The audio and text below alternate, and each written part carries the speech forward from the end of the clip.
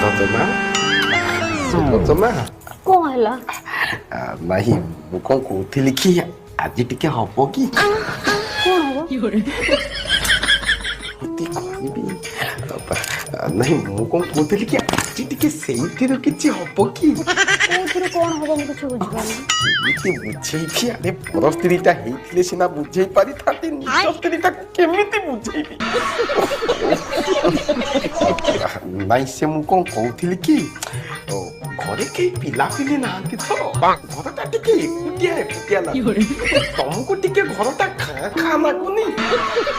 ତ ମୁଁ ସେଥିପାଇଁ କହୁଥିଲି ଯଦି ଆଜି ସେଇଥିରୁ ଟିକେ ହେଇଥାନ୍ତା ଭଲ ହେଇଥାନ୍ତା। ନାଥଟା ଆମର ସାହସ କରିପାରିଥାନ୍ତା। କିନ୍ତୁ କଥା କଣ କହିଲ, ସିଏ ମତେ ଅପେକ୍ଷା କରୁ। ବୁଝିପାରୁଛ ତ?